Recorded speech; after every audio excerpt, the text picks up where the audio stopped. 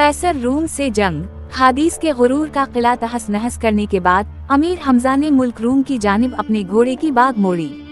Room की सल्तनत दूर दूर तक फैली हुई थी और दुनिया की बड़ी बड़ी हुकूमतें रोमियों की हैबत से कांपती थीं। रोमियों की ईरानियों से अक्सर जंग हुआ करती थी, कभी ईरानी जीत जाते और कभी रूमी। जिन दिनों अमीर हमजा ने रूम पर चढ़ाई की, उन दिनों रूमी सल्तनत नवशेरवान शहंशाह ईरान को खराज अदा करती थी। मगर जो ही रूम के बादशाह तक, जो कैसर कहलाता था, ये खबरें पहुँचे कि बहुत सी हुकूमतों ने नौशीरवा को खराज अदा करना बंद कर दिया है। उसने भी हाथ रोक लिया और नौशीरवा को कहला भेजा कि अगर अपनी खैर चाहता है तो रूम का रुख हरगज़ ना कीजिए, वरना मारा जाएगा। कैसर ने 3 साल से न सिर्फ खराज अदा नहीं किया था, बल्कि अंदर ही अंदर वो नौशीरवा से जंग करने की तैयारियां भी कर रहा था। अब उसने अमीर हमजा के आने की खबर सुनी तो हैरान भी हवा और खौफजदा भी। जासूसों ने उसे बताया था कि अमीर हमजा अरब का एक नामवर पहलवान है, जिसकी कुव्वत और शुजात के सामने आज तक कोई पहलवान ठहर नहीं सका। हिंदुस्तान के बादशाह लिंधूर, चीन के बादशाह शाह बहराम और यूनान के इस्तिफानूश और सदफनोश जैसे पहलवानों और बहादुरों को वो शिकस्त दे चुका है। बेहतर ये है कि इससे लड़ने के बजाय सुलह सफाई कर ली जाए। कैसर रूम को अपनी ताकत पर बड़ा गुरूर था। वो सुलह की ये तजवीज़ सुनकर सख्त नाराज हवा और चिल्ला कर बोला, अगर आइंदा किसी शख्स ने अपनी नापाक जबान से ऐसी बात निकाली तो उसे जमीन में गाड़ कर तीरों से छलनी करा दूंगा। इसने अपनी फौज के सिपाहसालार इस्तकलान पहलवान को बुलवाया और हुक्म दिया कि दुश्मन से जंग की जाए। इस्तकलान ने फौज को तरतीब दिया और मैदान जंग में ले आया। इस दौरान में अमीर हमजा ने कैसर रूम के नाम एक खत लिखा कि अगर खराज अदा न किया तो तेरा ऐसा बुरा हश्र करूंगा कि जो देखे वो कान पकड़े। अमीर हमजा ने उमरू एयार से कहा, तुम ये खत लेकर कैसर रूम के दरबार में जाओ और जवाब लेकर आओ। उमरू शहर में दाखिल हुआ तो लोगों ने हाथों हाथ उसे कैसर के महल में पहुंचा दिया। उमरू एयार बड़ी शान से दरबार में पहुंचा।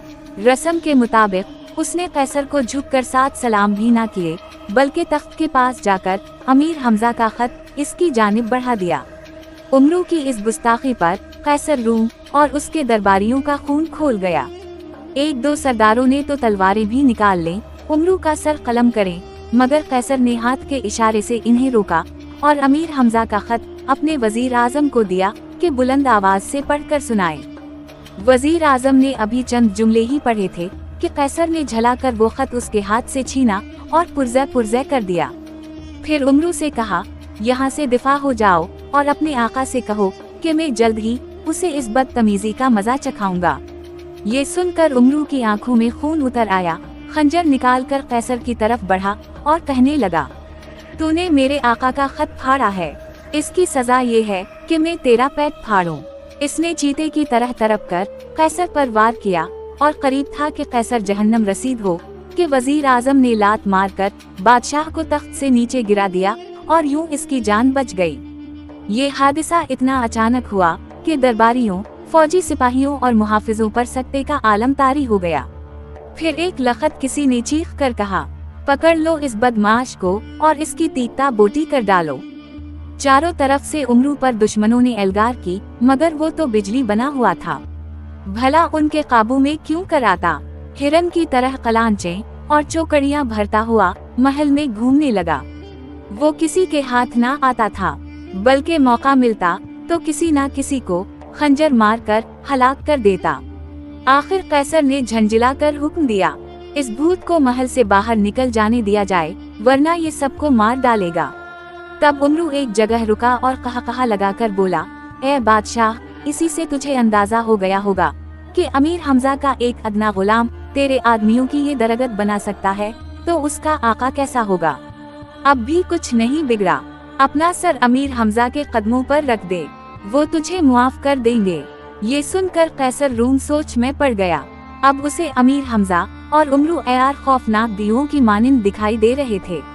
अचानक इस्तकलान सिपाहसालार ने आनकर अर्ज की कि फौजें मैदान जंग में जा रही हैं और अब बादशाह के नए हुक्म का इंतजार है। कैसर रूम ने उमरू की तरफ इशारा करके कहा, इस्तकलान, इस शख्स ने हमें बहुत देर से परेशान कर रखा है। ये अमीर हमजा का एलची है और हमारे कई अफसरों को हलाक कर चुका है। किसी तरह उसे गिरफ्तार करो। इस्तकलान ने ताज्जुब की नजर से उमरू को देखा, फिर उसके जिस्म पर लर्जा सा तारी हो गया। हकला कर उमरू से पूछा, क्या तुम्हारा ही नाम उमरू है? खूब पहचाना। उमरू ने हंसकर कहा, ये बोलो, क्या इरादा है? मुझे पकड़ना चाहते हो? इस्तकलान की घगी बंध गई थी। घबरा कर कैसर से कहने लगा, हुजूर, इसे पकड़ना किसी इंसान के बस की बात नहीं। मैंने इसके कारनामे सुने हैं। ये शख्स आफत का परकाला है और अमीर हमजा के जान निसार दोस्तों में से एक है। फिर उसने उमरू से कहा, बेहतर यही है कि तुम अपने लश्कर में चले जाओ, वरना मैं अमीर हमजा से कहूँगा कि किसी शरीफ आदमी को बादशाह के पास एलची बनाकर भेजा करें। मुझसे ज्यादा शरीफ अमीर हमजा के लश्कर में कोई और नहीं है। उमरू ने फिर कहा लगाया और वहाँ से रफू चक्कर हो गया। उसके जाने के बाद सबकी जान में जान आई। उमरू ने अपने लश्कर में जाके सारा किस्सा मजे ले लेकर सुनाया। अमीर हमजा, लिंधूर, मकबल वफादार आदि, सुल्तान बखत मगरिबी, इस्तफ्तानूश और सदफनोश सब बेहद हंसे और उमरू की कमर ठोंगी। कैसर रूम वाकई बहुत बड़ी फौज का मालिक था। सारी रात इसकी फौजें मैदान जंग में पहुंचकर सफ़े बांधती रहीं और जब आखिरी सिपाही भी जमकर खड़ा हो गया तब कैसर रूम किले से बाहर आया और लड़ाई का नकारा खूब जोर व शोर से भिजवाया। अमीर हमजा को जासूसों ने खबर पहुंचाई कि कैसर के सिपाहियों की तादाद 10 लाख के लगभग है। इन्होंने हुक्म दिया कि अब हमारी जानिब से भी तबल जंग बजवाया जाए। इन्होंने लश्कर के सरदारों को हिदायत की कि अपनी अपनी फौज के साथ मैदान में मोर्चे संभाल लें।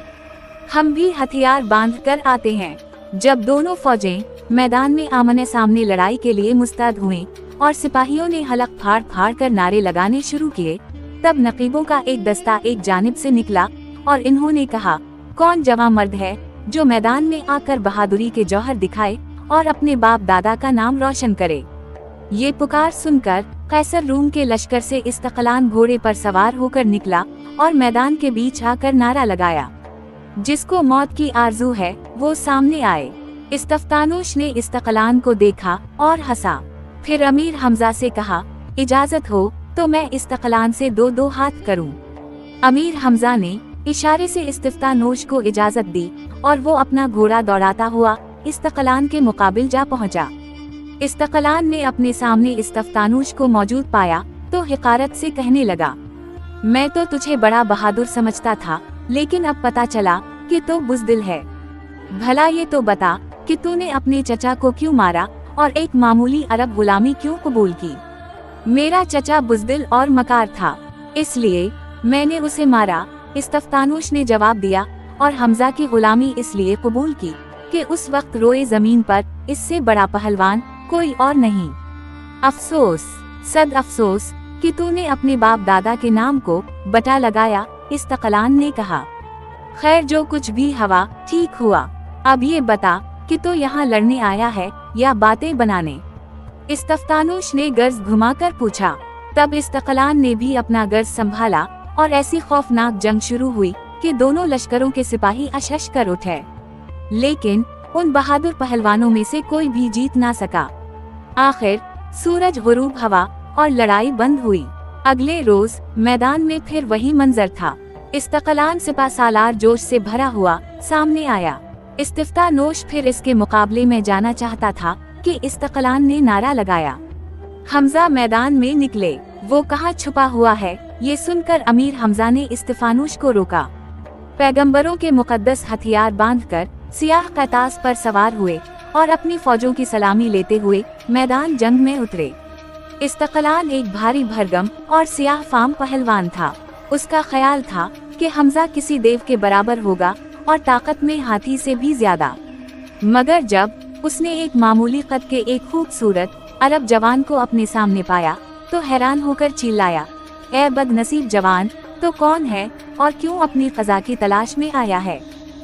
चला जा और हमजा को मैदान में वापस भेज कि मैं उसी से दो हाथ करने का ख्वाहिशमंद हूँ। मैं ही हमजा हूँ, अमीर हमजा ने मुस्कुराकर जवाब दिया। इस्तकलान की आंखें हैरत से बाहर आ गईं। चंद लम्हे तक अमीर हमजा को घूरता रहा, फिर वो कहने लगा, कसम है पैदा करने वाले की, मुझे यकीन नहीं आता कि तो ही वो नामवर पहलवान है जिसने तमाम दुनिया में शोहरत हासिल की है। शायद तो कोई जादूगर है। मैं जादूगिरों पर लानत भेजता हूँ, अमीर हमजा ने जवाब दिया। ज्यादा बहस न कर और हथियार उठा। यकायक उमरू एआर दौड़ता हुआ अमीर हमजा के पास आया और अरबी जबान में बोला, या अमीर, कैसर रूम के साथ 10 लाख सवार हैं। खुदा जाने उनमें कितने पहलवान हैं। अगर आप 2-2 और 3-3 से लड़ें तब भी ये लोग काबू ना आएंगे। अमीर हमजा ने मुश्किल से बात खत्म की थी कि इस्तकलान ने इन्हें बेखबर पाकर गर्ज से हमला कर दिया। वार ऐसा जबरदस्त था कि हमजा अपनी ढाल पर ना रोकते तो खोपड़ी के 1000 टुकड़े हो जाते। इस्तकलान का गर्ज जब ढाल पर पड़ा तो इसमें से चिंगारियां उड़ी और बड़ा जबरदस्त धमाका हुआ। इस मौका पर अजीब तमाशा हुआ। अमीर हमजा की ढाल से आग की जो चिंगारियां उड़े, उनमें से एक चिंगारी इस्तकलान की आंख में पड़ी और वो तकलीफ से चील्ला उठा। अमीर हमजा ने उसी वक्त अपना घोड़ा बढ़ाकर इस्तकलान की कमर पकड़ी और उसके घोड़े को इस जोर की लात मारी कि वो 20 कदम दूर जा गिरा। फिर हमजा ने नारा मारकर इस्तकलान को दोनों हाथों पर उठाया और जमीन पर दे मारा। उमरू भागा भागा आया और उसके हाथ पैर बांधकर अपने लश्कर में ले गया। इस्तकलान सिपा सालार के छोटे भाई का नाम भी इस्तकलान था। जब उसने बड़े भाई को यूं बेकिसी के आलम में उमरू एआर के हाथों बंधते देखा तो तलवार खींची और गजबनाक होके नारे मारता मैदान में आया। अमीर हमजा ने ऐसी तलवार मारी कि इसके हाथ से तलवार छत के दूर जा गिरी और इससे पहले होशियार होकर कोई और हथियार उठाता, हमजा का घूंसा पूरी शिद्दत से इसकी गर्दन पर पड़ा। इस्तकलान लटों की तरह घूमा और जमीन पर ढेर हो गया।